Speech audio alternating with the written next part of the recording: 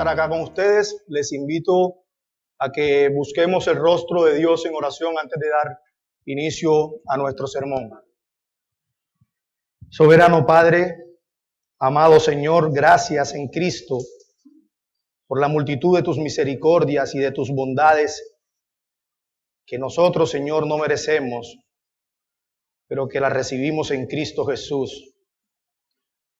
Una vez más, Señor, tu pueblo se reúne para escuchar tu palabra, gozosos de estar de nuevo, Señor, en tus atrios y rogando, suplicantes, para que tú, Señor, nos hables con poder, para que tú, Señor, edifiques nuestras vidas, para que, Señor, tú nos exhortes, para que tú nos consueles y nos guíes con el poder de tu Santo Espíritu. Te suplicamos, Padre, por favor, abre nuestro corazón, nuestra mente, que estemos prestos a recibir tu palabra, Señor. Derrama de tu gracia sobre nosotros, perdona mis limitaciones y ayúdame, Señor, a poner tu palabra con fidelidad y que este vaso de barro pueda ser un instrumento en tus manos para la edificación de tu pueblo, de tu iglesia. Te lo pedimos, Señor, en el nombre de Jesús. Amén y amén. Una de las historias que más ha impactado mi corazón es la historia de Judá Ben-Hur. Una película basada en hechos reales en los tiempos de Cristo. La historia básicamente transcurre en Judea entre los años 30 y 33 de nuestra era, cuando el Imperio Romano era amo y señor del mundo conocido y gobernaba con mano de hierro todas las naciones, todos sus territorios, entre ellos Palestina, sometiendo con dureza a todos sus habitantes. Por supuesto, los judíos anhelaban con ansias la llegada del nuevo Mesías que pudiera liberar al pueblo de ese yugo romano. Entre ellos, Judá Ben-Hur, un príncipe rico que se dedicaba al comercio de especias entre Oriente y Roma. Él era un hombre respetado y creyente en la fe de su pueblo y su Dios. Sin embargo, los tiempos eran difíciles y con muchos disturbios, y el Imperio Romano temía de alguna rebelión por parte del pueblo judío. Por lo tanto, envían 2 legiones de soldados romanos bajo el mando del nuevo jefe militar, Mesala, un antiguo amigo de Ben-Hur, un amigo de infancia de Ben-Hur. Ben-Hur veía en Mesala un amigo y también una posibilidad de un cambio para su pueblo. Pero por el contrario, Mesala veía en Ben-Hur como el hombre que iba a señalar a aquellos judíos que eran enemigos de Roma. Ante la negativa de Ben-Hur a hacer lo que Mesala le proponía, Mesala, en un acto de ira, rompe relación con Ben-Hur y es acusado Ben-Hur injustamente de haber asaltado a un centurión romano. Como consecuencia de esto, hermanos, y como castigo, su casa y sus posesiones fueron confiscadas. Su madre y su hermana fueron llevadas prisioneras a una celda subterránea donde se contagiaron de lepra. Mientras que a Ben-Hur lo vendieron como esclavo a un barco de guerra romano, donde era azotado diariamente. Con el paso de los años, Ben-Hur fue liberado, pero solo físicamente, porque emocionalmente estaba consumido y encarcelado por el odio, por la ira y por la amargura. Su única obsesión era el deseo de vengarse. Tanta era la amargura de este hombre que Esther, su prometida, le dijo: ahora tú pareces o te pareces a lo que pretendes destruir pagando mal por mal. El odio te ha convertido en una piedra. Es, dice ella, como si te hubieses convertido en Mesala, su más odiado enemigo. Pero ese no es el fin de la historia. La historia termina en Jerusalén, el mismo día en que Jesús fue llevado afuera de la ciudad para ser crucificado. En la providencia de Dios, Ben-Hur siguió la procesión de Jesús hacia el Gólgota, hasta que termina debajo de la sombra de la cruz, observando cómo Cristo era crucificado, observando cómo fluía del cuerpo maltratado de Cristo su sangre preciosa. Y lo que más impactó a Ben-Hur no fue la crueldad de los judíos y de los romanos hacia Jesús. Lo que más lo impactó fue el amor de Cristo hacia ellos. Mientras contemplaba al Salvador en aquella cruz, el corazón de Ben-Hur fue partido en dos.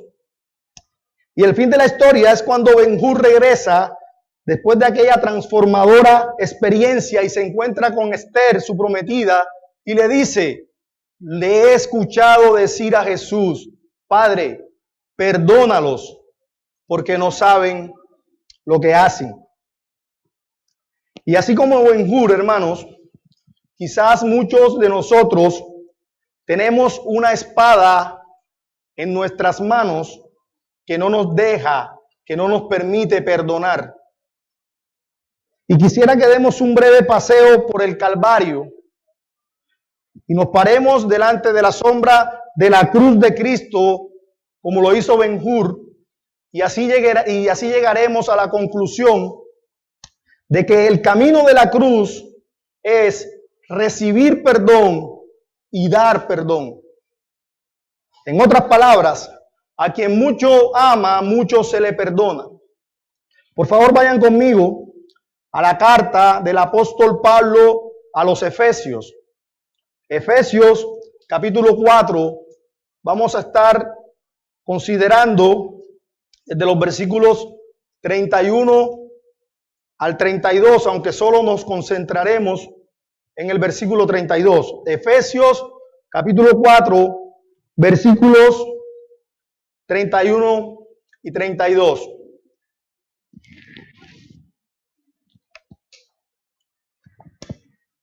Leo la palabra de Dios.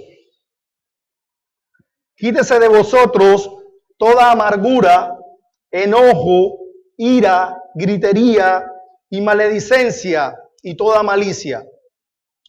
Antes sed benignos unos con otros, misericordiosos, perdonándoos unos a otros, como Dios también os perdonó a vosotros en Cristo.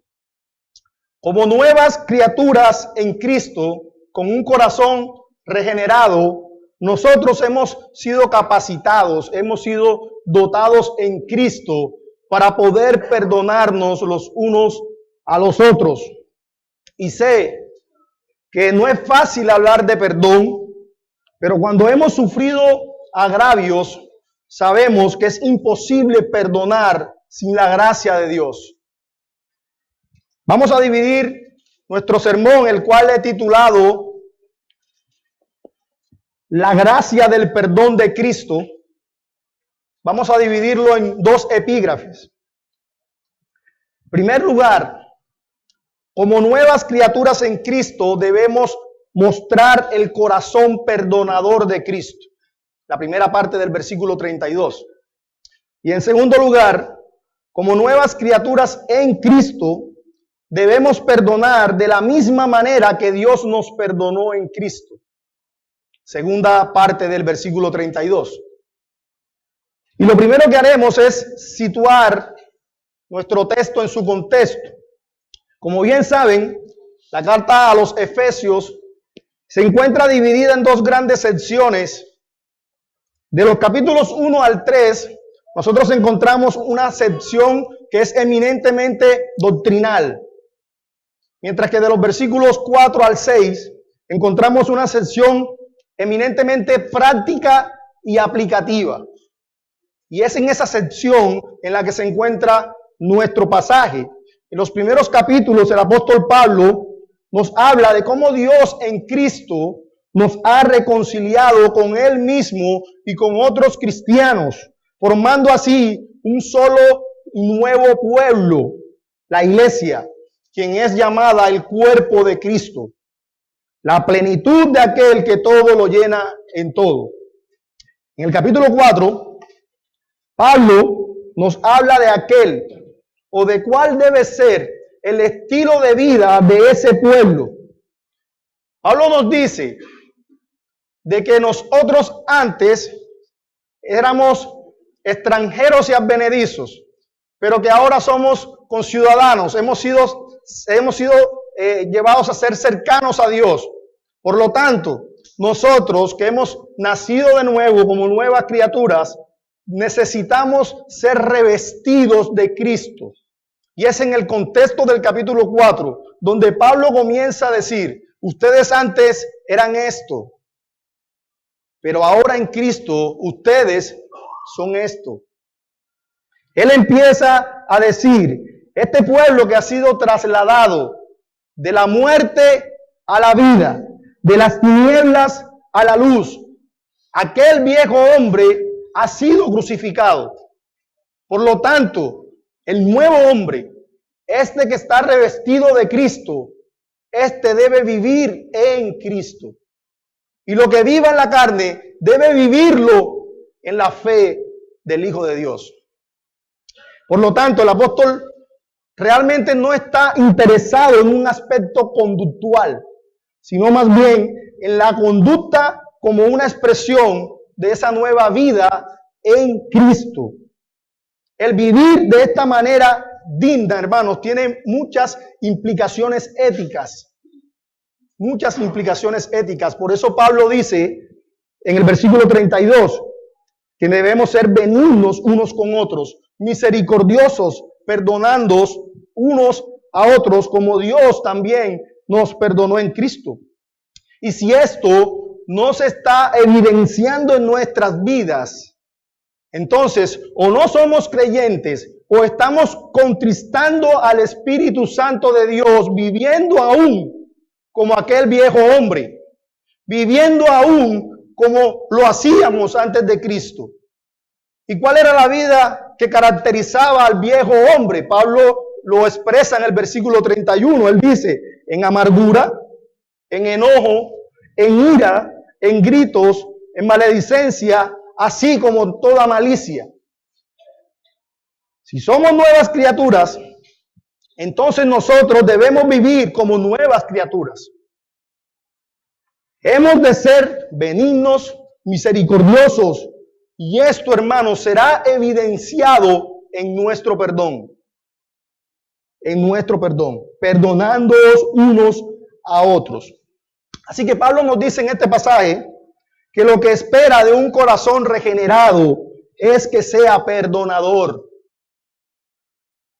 Pero ¿qué es el perdón? Y quisiera comenzar primero por definir qué no es el perdón, para luego ver lo que sí es. En primer lugar, el perdón no es un sentimiento. El perdón no es un sentimiento. Y digo esto, hermanos, porque existe un mito que nosotros debemos sacar de nuestras mentes y de nuestros corazones. Y se trata de la idea de que a veces tenemos o creemos que el perdón y nuestras sensaciones deben ser compatibles y agradables. ¿Cómo así? Supongamos que usted ha decidido perdonar a alguien. Sin embargo, cuando usted ve a esa persona, muchos pensamientos pasan por su mente. Pensamientos que se levantan o emociones fuertes que se levantan contra ese hermano que pareciera le diera la intención de que realmente usted no lo ha perdonado. Sin embargo, hermanos, el perdón no puede demostrarse por los sentimientos. Así como tampoco puede ser motivado ni autorizado por los sentimientos. El perdón es una elección y con frecuencia, hermanos, los sentimientos no lo son. Los sentimientos no lo son. Por lo tanto, en aquellas ocasiones en que se levanten sentimientos fuertes hacia esa persona que usted ha perdonado, hermano, eso no significa necesariamente que usted no la haya perdonado. Eso no significa que no lo haya perdonado.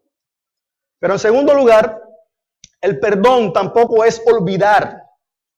El perdón tampoco es olvidar. Y digo esto porque el olvidar, hermanos, es algo pasivo. Mientras que el perdón es algo activo. Por ejemplo, un pacificador es más que evitar conflictos, porque implica también promover de manera activa la paz. De la misma manera, hermanos, el perdón no es pasivo, el perdón es activo. Y las escrituras dicen que Dios nos perdona. Pero escuchen bien, eso no significa que Dios no recuerde nuestros pecados. Y ustedes me dirán, pero ¿cómo así, Gerleis? En la Biblia dice claramente que Dios ha echado al olvido nuestros pecados en Cristo. Sí, pero eso no significa que Dios no los recuerda. Recordemos que Dios es omnisciente. Él es omnisciente, Él sabe todas las cosas pasadas, presentes y futuras. Lo que el pasaje sí significa es que básicamente Dios decide no traer esas cosas nuevamente a la luz para nuestra condenación. A lo que se refiere ese pasaje entonces es que Dios ha decidido no tomar en cuenta nuestros pecados en Cristo. Y eso es lo que expresa el apóstol Pablo en 2 Corintios capítulo 5 versículo 19. Pablo dice que Dios estaba con Cristo reconciliando consigo al mundo, no tomándoles en cuenta a los hombres sus pecados. Si ven, no tomando en cuenta a los hombres sus pecados. Por lo tanto, mi amado hermano, no pienses que por el hecho de recordar lo que alguien te ha hecho, no pienses por esto que realmente tú no lo has perdonado. No pienses que no lo has perdonado. Pero en tercer lugar, el perdón tampoco es excusar. Tampoco es excusar. La excusa dice, está bien, no ha pasado nada. Lo que me hiciste realmente no estuvo mal. Pero eso no es perdón. ¿Por qué no es perdón? Porque el perdón supone una ofensa o un pecado. Y la palabra griega que Pablo usa aquí y que se traduce como perdón, tiene la misma raíz de la palabra gracia. La misma raíz de la palabra gracia, que significa literalmente un regalo inmerecido. Y lo que hace inmerecido es porque ha existido realmente una ofensa. De manera que el perdón no es una excusa. No es excusar al hermano que nos ha agraviado. Eso no es perdón. Por lo tanto, el perdón, hermanos, en vez de excusar al que ha pecado, más bien dice, ambos sabemos que ha habido una falta o que ha habido un pecado, pero dado a que Dios me ha perdonado a mí, yo te perdono a ti. La falta existe, la ofensa existe, el pecado existe, pero Dios en su misericordia a mí me ha perdonado, por lo tanto yo te perdono a ti. Hermanos, es importante que nosotros entendamos esto, porque eso también hace parte del amar. El amar es ayudar a ese hermano que nos ha ofendido a que él pueda, a través de la gracia y la verdad, ver cuáles han sido sus faltas y que él más adelante pueda corregirlas. Eso es amar.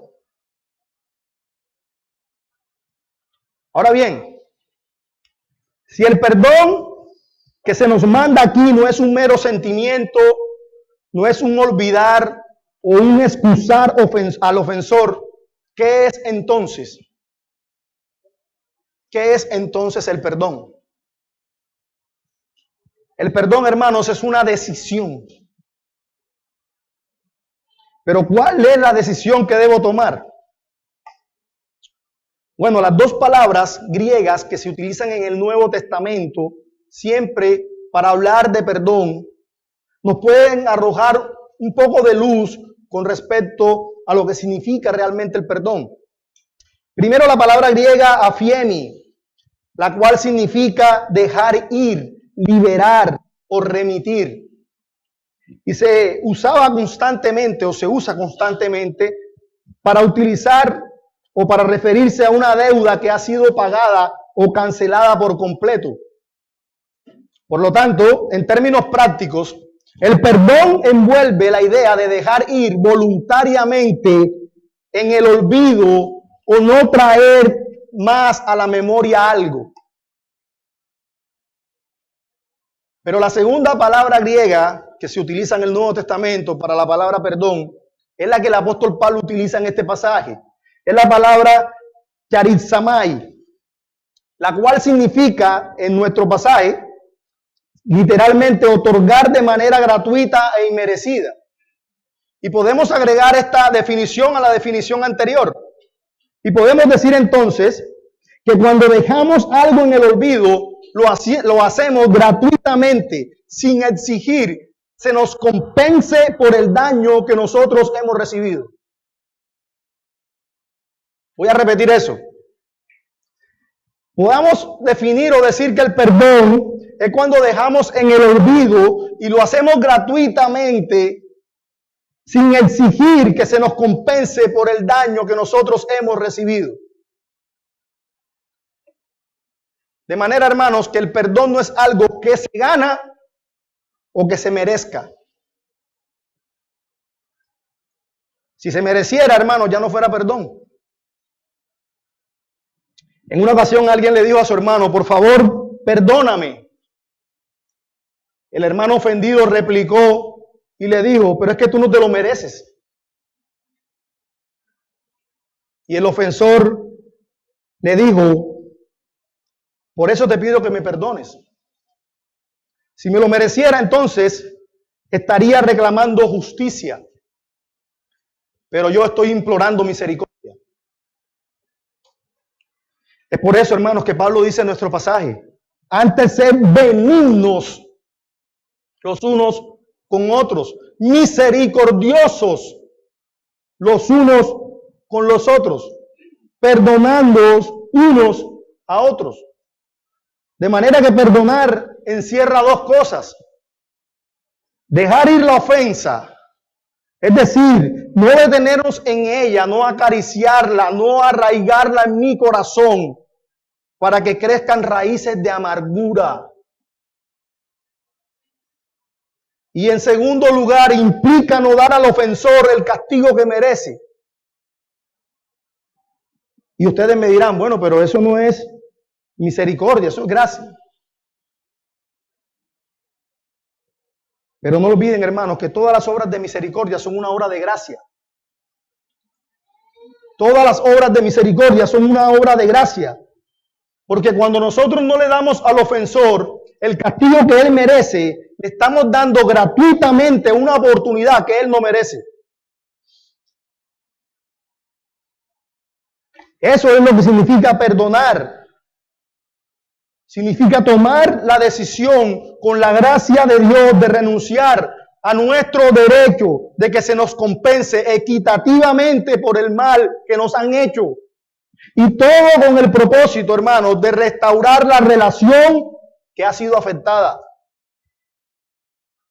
Con ese único propósito.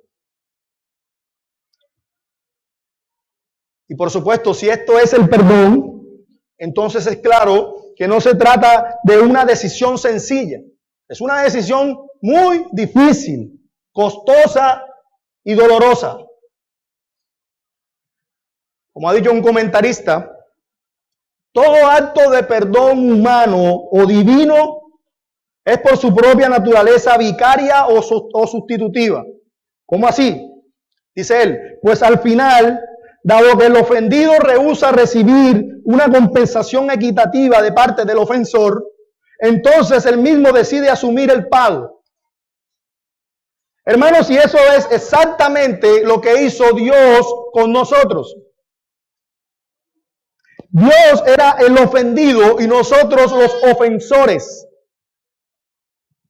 Pero Él decidió en su amor asumir el precio. ¿Y saben cómo? Castigando a su propio Hijo para que nosotros fuésemos libres del castigo. aun cuando Él tenía todo el derecho de castigarnos en su justicia retributiva.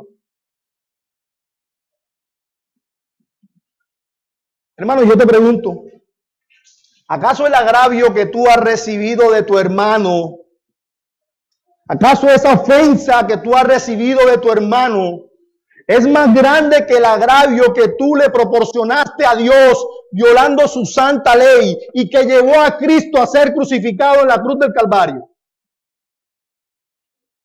Esa ofensa fue más grande. Fue peor esa ofensa, mi hermano, que tú no has querido, no has decidido perdonar a tu hermano. Quiero que pienses por un momento y con toda sinceridad en tus pecados. Piensa en tus pecados. Impiedad, mentira, irreverencia, deshonra a nuestros padres, inmoralidad, malas palabras, engaños, chismes, murmuraciones, codicia, envidia, etc. Piensa en todos esos pecados. Te pregunto, ¿no te asqueas de ellos? ¿No te asqueas de esos pecados? ¿No te asqueas de saber que todos esos pecados fueron presenciados por Dios? ¿Sí lo puedes ver? Yo te pregunto, hermanos, ¿cómo crees Dios o cómo crees tú que Dios reaccionará ante esos pecados? ¿Cómo crees Dios o cómo crees tú que Dios debería tratarte a ti conforme a esos pecados? ¿Qué esperarías tú de Dios por esos pecados que has cometido?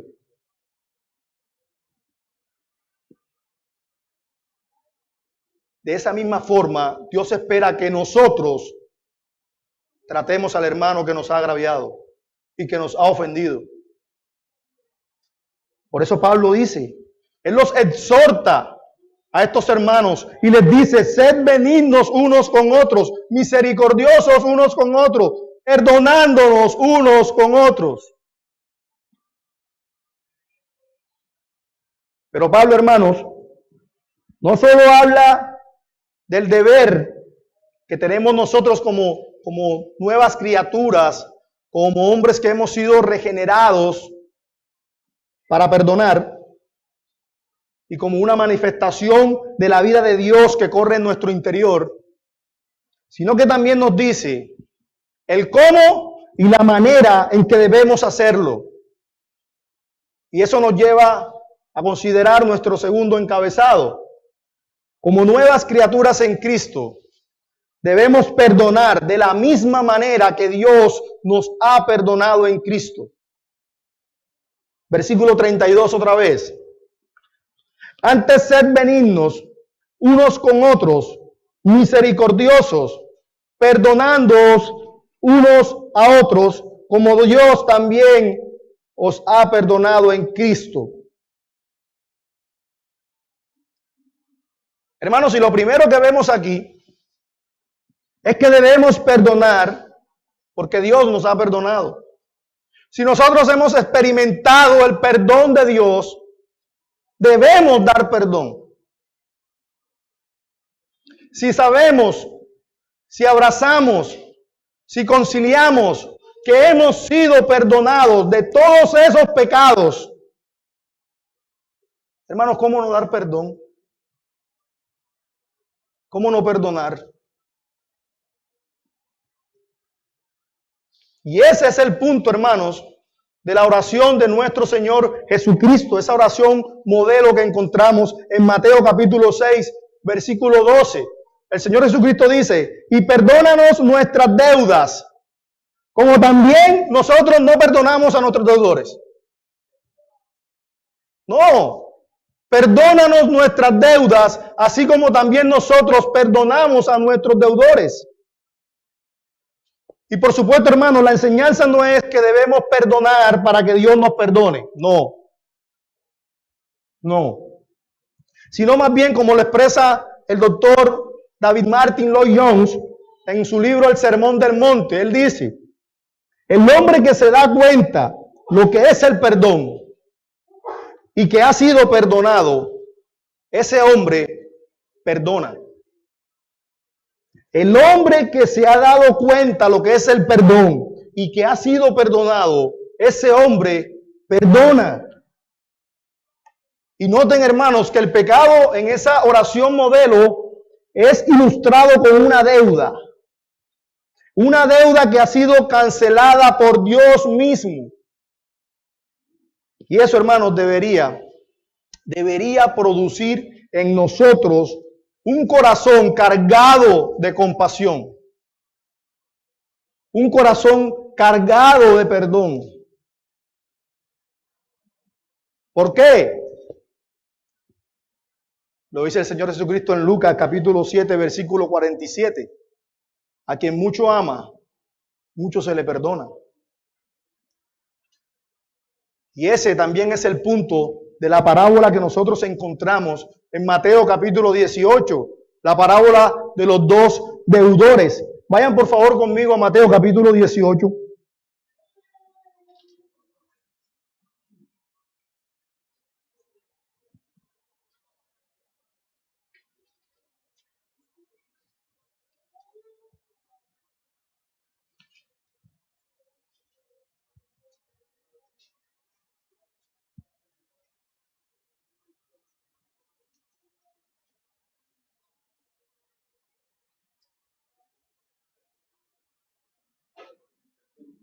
Versículo 23. Dice, por lo cual el reino de los cielos es semejante a un rey que quiso hacer cuentas con sus siervos. Y comenzando a hacer cuentas, le fue presentado uno que le debía 10,000 talentos. A este, como no pudo pagar, ordenó su señor venderle y a su mujer e hijos y todo lo que tenía para que se le pagase la deuda. Entonces aquel siervo postrado le suplicaba diciendo, Señor, ten paciencia conmigo y yo te lo pagaré todo. El señor de aquel siervo, movido a misericordia, le soltó, le perdonó la deuda. Pero saliendo aquel siervo, halló a uno de sus consiervos que le debía 100 denarios. 100 denarios. Yo quiero que noten la diferencia porque la parábola no da valores porque sí, o cifras porque sí. 100 denarios. Y haciendo de él, le ahogaba diciendo, págame lo que me debes. Entonces su consiervo, postrándose a sus pies, le rogaba diciendo, ten paciencia conmigo y yo te lo pagaré todo. Mas él no quiso, sino fue y lo echó en la cárcel hasta que pagase la deuda. Viendo sus consiervos lo que estaba pasando, se entristecieron mucho y fueron y refirieron a su señor todo lo que había pasado. Entonces, llamándole su señor, le dijo, siervo malvado, toda aquella deuda te perdoné, 10,000 talentos te perdoné porque me rogaste. Y he aquí la pregunta, hermanos, que debe resonar en nuestros corazones.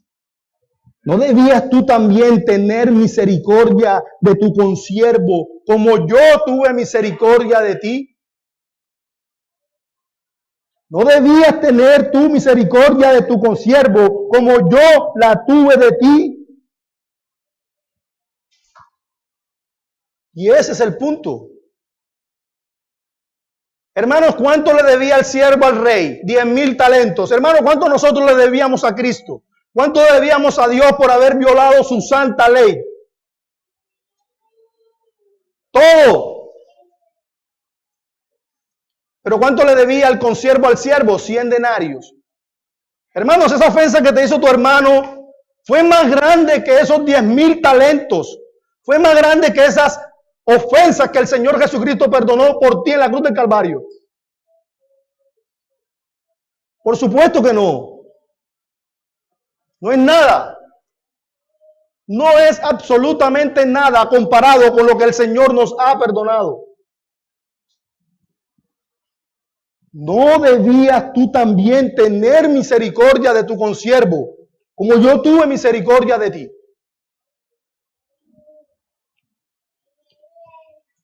Y eso, hermanos, es donde nosotros debemos meditar. Debemos meditar. No es posible que creyentes, que miembros de un cuerpo, el cuerpo bendito de nuestro Señor Jesucristo, viva en contiendas, viva en riñas, en chismes, murmurando los unos con los otros. ¿Dónde está el amor? ¿Dónde está la misericordia? ¿Dónde está el perdón? Ese es el punto. Y Pablo, hermanos, no solo nos dice la realidad del perdón de Dios, sino que también nos dice la manera en que lo ha hecho. Pablo dice, lo ha hecho en Cristo. En Cristo.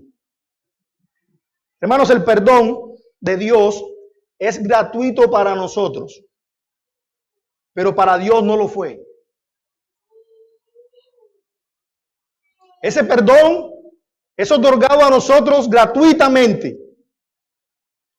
pero para Dios no lo fue. Tuvo un alto costo. Tuvo un alto costo. Le costó la vida de su hijo. Así que cuando nosotros decidimos perdonar en la gracia de Dios, lo hacemos por la firme convicción, hermanos, de que el pecado del hermano que nos ha ofendido ha sido también castigado en la cruz de Cristo. Sí, ese pecado, esa falta, esa ofensa que tú no has querido perdonar, esa ofensa, tu hermano, el Señor ha pagado esa ofensa de tu hermano en la cruz.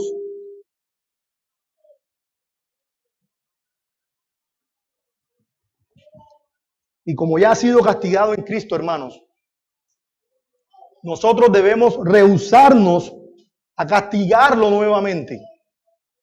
A castigarlo nuevamente, porque así lo ha hecho Dios con nosotros.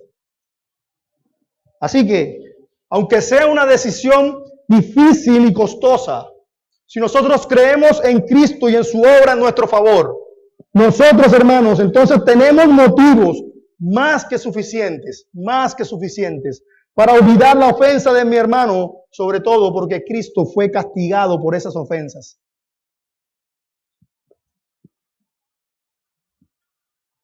Pero ¿acaso no es verdad? ¿Acaso no es verdad que a veces estamos tan concentrados en aquellas ofensas que hemos recibido de nuestro hermano? Estamos tan concentrados en aquellos pecados que el hermano ha cometido con nosotros, que muy poco nos importa que ya Cristo, hermanos, haya pagado por esos pecados en la cruz. Nos importa 5. Lo pasamos por alto. ¿Acaso no es cierto? ¿Acaso no es cierto que preferimos abrazar nuestro orgullo? Abrazamos nuestro ego, nuestro orgullo, en vez de buscar y estar a cuentas con mi hermano. Pero no, yo prefiero seguir flagelando el cuerpo de Cristo, porque yo no voy a rebajarme ni a postrarme delante del hermano que me ha ofendido.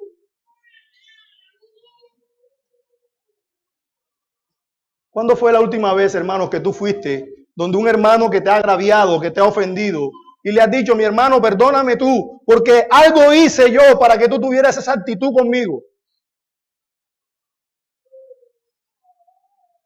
Pero perdóname porque el Señor me ha mandado a que yo esté a cuentas contigo.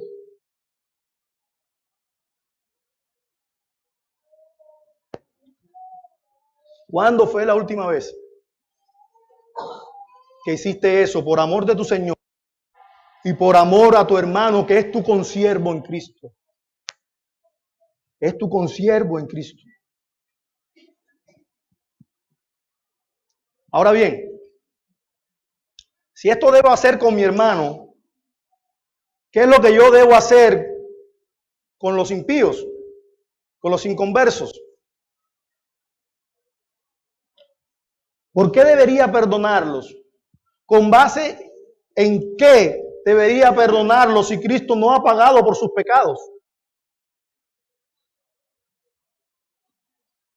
Para responder, hermanos, permítanme citar las palabras del pastor John Piper. Él dice, en base al juicio final, Dios ha prometido pagar con tribulación a aquellos que ahora nos atribulan. Debemos confiar en el juez y encomendar nuestra causa en sus manos, porque suya es la venganza. Mientras tanto, amad a vuestros enemigos y orad por los que os persiguen, e imitad así a tu Padre, que hace salir su sol sobre malos y buenos, y llover sobre justos e injustos. Yo te perdono, el Señor dará la paga. Mía es la venganza, yo doy la paga, dice el Señor. No eres mi hermano en Cristo, pero te perdono, porque el Señor te dará tu recompensa.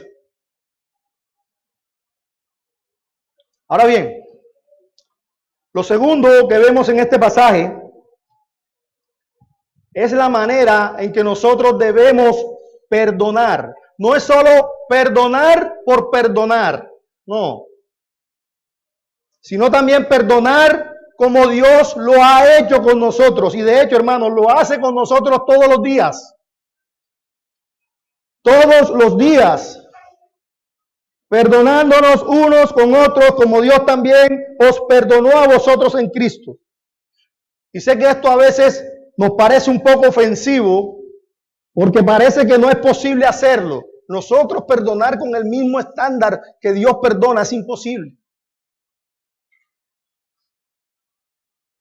Pero la verdad es que muchas veces no queremos hacerlo porque preferimos seguir meditando en aquello que nos hizo el hermano y seguir cosechando raíces de amargura en nuestro corazón. Eso nos deleita más que perdonar. Eso nos agrada más que perdonar.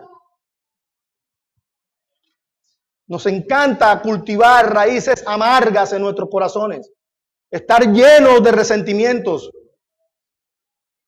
Eso es lo que nos encanta.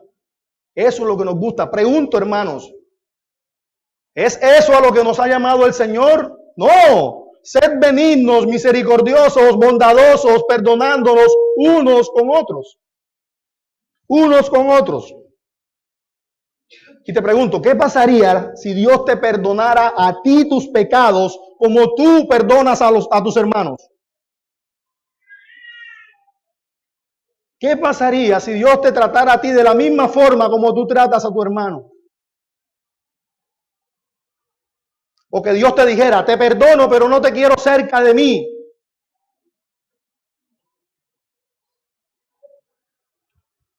¿En verdad te sentirías perdonado? Por supuesto que no. No te sentirías perdonado. Entonces, hermanos, ¿por qué no comenzamos a aplicar la regla de oro? ¿Por qué no comenzamos a aplicar la regla de oro? A perdonar a los hermanos de la misma manera como Dios nos ha perdonado a nosotros. Dios nos ha perdonado y todos los días nos perdona. Todos los días. Ese es el patrón que Dios nos ha dejado. Dice Pablo, como Dios os ha perdonado a vosotros en Cristo. ¿Y cómo es ese perdón? ¿Cómo fue ese perdón? Pero yo quiero que sea el mismo Dios a través de su palabra quien responda a esa pregunta. ¿Cómo fue ese perdón? Voy a citar varios pasajes. Jeremías capítulo 31, versículo 34. Porque perdonaré la maldad de ellos y no me acordaré más de su pecado. Miqueas capítulo 7, versículo 18. ¿Quién Dios como tú que perdonas la maldad y olvida el pecado del remanente de su heredad? No retuvo para siempre su enojo porque se deleita en misericordia. Él volverá a tener misericordia de nosotros. Sepultará nuestras iniquidades y echará en lo profundo del mar todos nuestros pecados. Salmo 103, 12. Cuanto está lejos del oriente del occidente, hizo alejar de nosotros nuestras rebeliones. Salmo 130, versículo 3. si mirares a los pecados, ¿quién, oh Señor, podrá mantenerse? Pero en ti hay perdón para que seas reverenciado. Es así como nos ha perdonado Dios. Y es de la misma forma como Dios demanda que nosotros perdonemos a nuestro hermano. De la misma manera. De la misma manera. Y si yo estoy de acuerdo con estos pasajes, hermanos, ¿cómo imito a Dios en ese sentido? Cuando Él nos perdona, hermanos, Él no decide detenerse en la falta, ni traerla nuevamente a su presencia para usarla en nuestra contra. No. Sino que Él le echa esas faltas a un lado de tal manera, hermanos, que eso nos sirva de un obstáculo para que nosotros podamos seguir disfrutando de nuestra relación con Él, de nuestra comunión con Él. Y es así como nosotros debemos tratar las faltas de nuestros hermanos. Hacerlas a un lado, no traerlas a nuestra presencia para que eso no sea un obstáculo en la relación de mi hermano.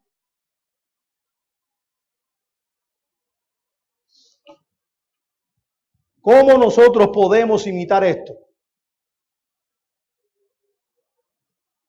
Bueno, hermanos, cuando imitamos a Dios, decidimos por el poder de su gracia no detenernos en la falta que nuestro hermano nos ha hecho. ¿Para qué? Hermanos, para que no tengamos amargura en nuestros corazones. Cuando imitamos a Dios, decidimos no traer esas faltas a nuestra memoria, a nuestro corazón, para que eso no sea, hermanos, un tropiezo para mi hermano.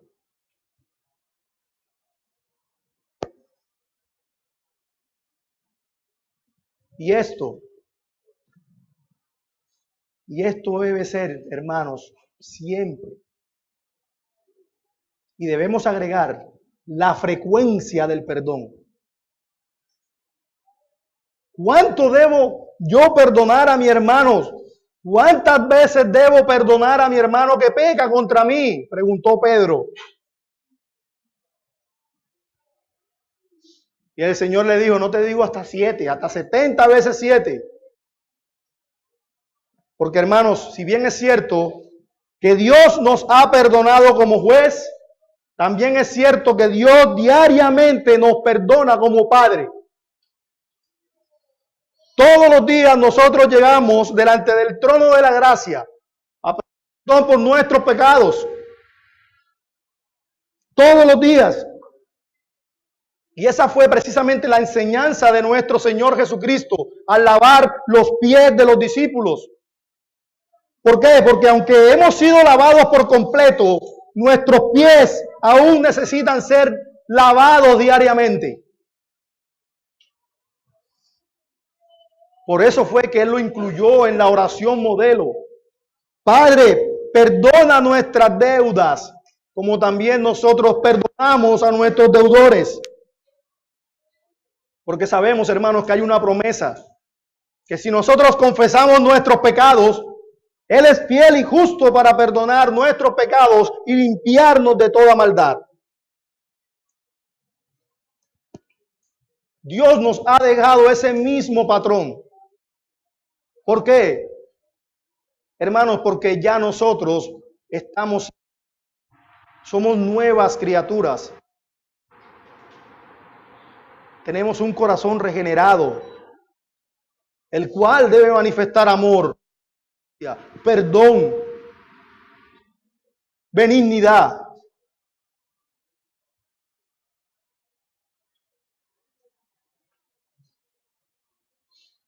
Siempre que nuestro hermano se acerque a nosotros contrito y humillado para pedirnos perdón, nosotros debemos recibirlo como el Señor nos ha recibido. De la misma manera, siempre que tu hermano se acerque a pedir perdón por la falta que te ha hecho, recíbelo como Cristo te recibió. y como te sigue recibiendo cada día que caes.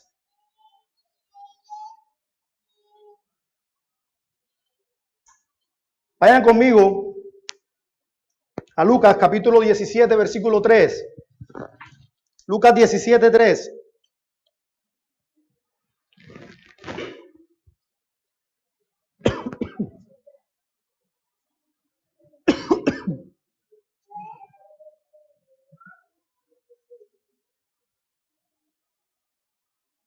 Mirad por vosotros mismos, dice el Señor. Si tu hermano pecare contra ti, repréndele, y si se arrepintiere, perdónale. Perdónale. A eso estamos llamados. Al perdón. A la reconciliación. A ser benignos, misericordiosos. ¿O acaso el Señor no ha mostrado misericordia para con nosotros? Eso es lo que Dios espera, hermanos, como nuevas criaturas que somos. Por la nueva posición que tenemos en Cristo. Estamos revestidos no del viejo hombre. Aquel fue crucificado con Cristo. Estamos revestidos de Cristo. Ya para terminar, mi hermano, recuerda la pregunta que te hice al principio, de que si te asqueabas de todos esos pecados que has cometido. En Juan capítulo 19, versículo 30, el Señor Jesucristo dijo, consumado es, ya pago está.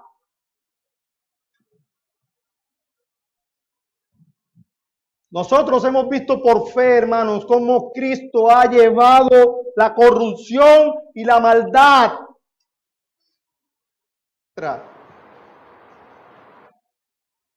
Hemos sido perdonados en Él. Hemos sido perdonados en Cristo.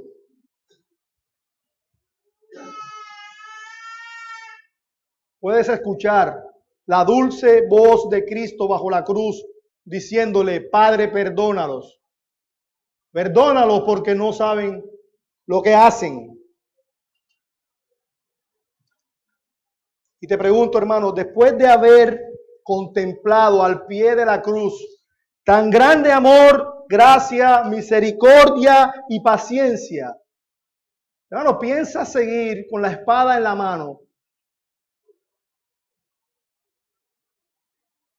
¿O piensas ir a reconciliarte con tu hermano? Si piensas seguir con el rencor, con la amargura, es hora de que empieces a revisar tus fundamentos, hermanos. Porque es inexplicable el hecho de ser conscientes de tan grande misericordia y no mostrar misericordia.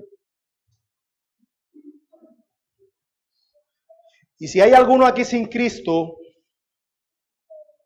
solo hay dos maneras de pagar por nuestros pecados. O paga Cristo en la cruz por ti, o pagas tú en el infierno. Pero no tienes por qué escoger la segunda opción. Cristo murió y fue castigado para que tú fueses perdonado. ¿Y sabes lo que es el perdón? El perdón es que después de haber violado la santa ley de Dios, después de haber vivido, buscado todas las cosas antes que Él, aún así Dios te diga en Cristo, todo pecado será perdonado a los hombres. Ruega al Señor que te ruegue, ruega al Señor que te otorgue arrepentimiento para que te vuelvas de tu vida hacia Cristo. Concédele. Ruégale al Señor te conceda fe para que creas en el sacrificio de Cristo.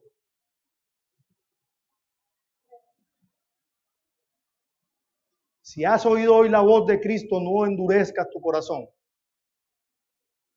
Hermanos, que el Señor bendiga su palabra y nos ayude a perdonar como Él nos ha perdonado en Cristo. Vamos a orar.